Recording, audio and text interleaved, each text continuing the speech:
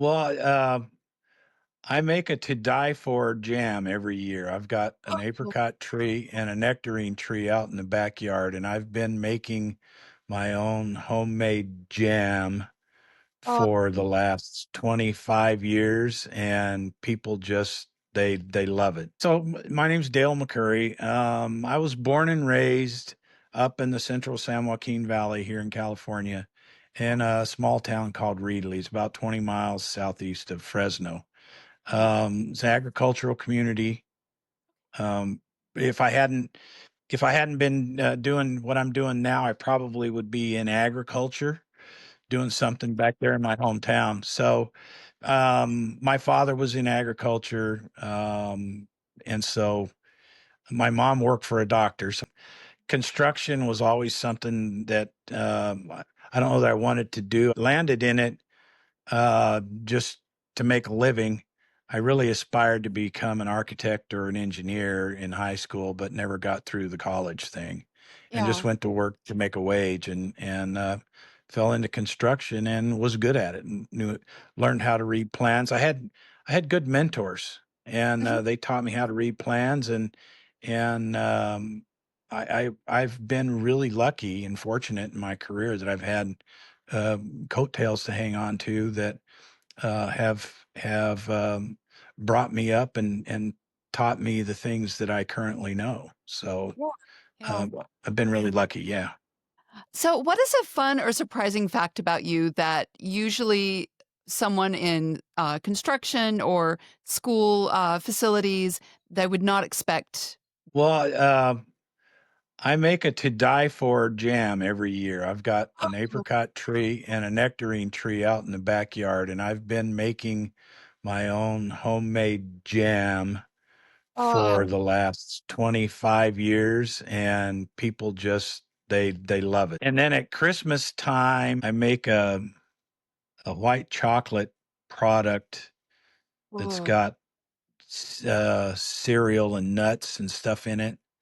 It's oh, called reindeer fodder. I got the recipe from my aunt 20 uh-huh, 20 plus years ago, yeah. and I put it together in 1 pound containers and give it away. I make 150 to 300 pounds of it a year, Holy and cow! pe- people want more of it. They're ready. Everybody wants to buy it, and I said, then it's no fun anymore. And this Yeah, is fun for me. It's yeah, fun. I says I couldn't charge enough. I'd go, and then yeah. nobody want to buy it because I charge too much. And I says much funner to just give it away and have Oh, people enjoy it. So jam and Christmas reindeer fodder is what it's called. yeah. Um, and then I do the duck hunting Mhm. in the winter, and I make duck jerky, duck and goose jerky, Oh, which is really good. I bet that is So there's my yeah. okay. I was sitting here thinking because my dad used to make deer jerky, but I don't think he ever made duck jerky. So the duck jerky is when you beef jerky and even deer jerky's kind of it's got the sinew, Yeah. you know, the gristle in it a little bit. The jerky, you got none of that, and so you got the flavor and a little bit of a gamey taste, a duck gamey taste, but Yeah. just really good, fun to eat. And I put a little bit of heat to it, not too much. Those are my three things that I do religiously. So you've led projects from clean energy programs to building prisons. What's one project or decision that you're especially proud of in your career? Well, there's probably a couple. One is I don't, there's not too many people that have had an opportunity to work on building a high school from the ground up. So I was Yeah. on a project for 3 years as a construction manager there. There was a team of us, but that was an interesting project. Yeah. Um, we spent over $1 million blasting and moving granite to Wow. build the school. Uh-huh. Um, we had a fiber optics line. We were doing the street improvements, and we had a fiber optics line out in the street that was tied into March Air Force Base. And this guy came around and said, "You can't touch it." So we we we found a contractor to do the work. We had to put a 5 foot storm drain line through the diagonal through an intersection, and that line was in the way, and we propped it up, and he watched us prop it up, and we didn't touch it. We held it up while we did the work and got it done. So that was an interesting one. And I Yeah. don't know, there's there's uh there's a couple things. I've actually spoken to the California Commission on Energy about energy efficiency projects, and when I worked at Santa Ana Unified, we were the first school district to complete a Proposition 39 energy improvement project, energy efficiency project. So they wanted to hear about the successes, and I went up there and talked to them. Was scared to death. Yeah. Did quite well. Actually got flagged down by one of the senators in the hallway, and Wow. and he tapped me on the shoulder and said, "I just want to thank you." He said, "Your speech was exactly the stuff we were looking for. Oh, You know, that's we wanted facts, we wanted information and facts." So I had facts on, production and savings and all these kinds of things. So it was yeah. really good. And aside from that, um, water water savings. Spoke to the Metropolitan Water District on water savings. They gave us $500,000 to put in artificial turf, and everybody said, no, they're never going to approve that, and they did. Yeah. Wow. So millions of gallons of water saved. Wow. Just Mhm. things like that. That it's not any one thing. It's just a whole bunch of different opportunities that I've had to incorporate some of the things in construction into energy efficiency. You've worked on these sustainability initiatives like solar installations and clean energy programs and what you've just spoken to. But what drives your commitment to energy efficiency in schools? Well, it number one, if you increase the energy efficiency, which I've actually seen happen by 25, let's say 25 to 50% at a high school, that's a probably a $300,000 savings per year. Wow. Now, what can you do with $300,000 extra at a high school every year? Yeah. That is a huge number. Wow. I had So no multiply that. Yeah, it's a big number. Stuff is left running that shouldn't be running. They leave classrooms and whole entire buildings running when there's nobody in them, or there's one person in them when they could go move somewhere else and right. be in a room with just a package air conditioning unit. So Yeah. um, yeah, there's just there's a lot of savings um, at every school. I mean, it's easy pickings at 25%. It starts getting tough to get to the 50%, but it's very easy pickings. Refrigerators in classrooms, microwaves in classrooms, extra lighting brought into rooms and spaces, Yeah.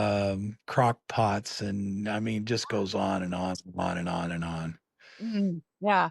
When you were saying those things, I'm like, uh-huh, uh-huh. Because I've worked, like I said, I've been in the schools as a teacher for a really long time, and I'm like, "Yep, we all had those little dorm fridges in our Yep, classroom. yep, We all had a yep. tiny microwave for lunch," which is silly because there was also a break room that you could go Yeah, to. exactly. You took the words right out of the babe's mouth, right? And the staff work rooms and Yeah. the parent rooms and stuff like that. And yeah, it just Mhm. goes on and on and on. Yeah. So, Yeah, interesting. but when the rubber hits the road, and they need that classroom, they start taking that stuff away because Yeah. the state doesn't fund for parent rooms and teacher work rooms and stuff. I give you classrooms. So what role do you think that a project site leader plays in creating, like, a culture and a successful project at a school campus? I think the experience, there's a construction side because I've been on construction. Mhm. Um, you know, it's bringing to the table the experience and the wisdom and being able to make quick decisions to keep the field moving Mhm. for a construction project. On the maintenance side, it's knowing the things that need to be maintained and try to get out in front of those items and keep them serviced so that they don't go down and you lose classroom time. Yeah. So, you know, the experience means a lot. So Yeah. there's that, and then, on the maintenance side, we don't have staff at schools that are qualified to work on or repair or even operate some of this higher efficiency equipment that's being required. It seems like you've had some amazing mentors in your career, and that's led you to be the leader that you are as well. Did you feel like you ever had, like, a turning point for you as a leader in this field? I thought about that the other day. I was reading through things, and I think I think the turning point was when I actually was invited to speak to the California State Senate. I mean, I knew I was good at my job, but then for that group to actually say, "Hey, we want you to come up and tell us your story," Yeah. that meant a lot to me. I mean, I knew that guys like Joe Dixon and I'm going to put another Todd Butcher was another guy that I worked for that were in the school business. Those guys are great. Um, they would say the right things at the right time and steer you the right direction, Yeah. and they're great people to work with and work for. Um, yeah, I mean, um, Yeah. the working speaking at the state, yeah, that would really that and the Metropolitan Water District, Uh-huh. that was pretty cool. They chose 6 people to come and speak to the board out of I don't know how Yeah. many hundreds and thousands of water efficiency projects, Yeah. and Wow. I was one of them. So Yeah. yeah, it was pretty cool.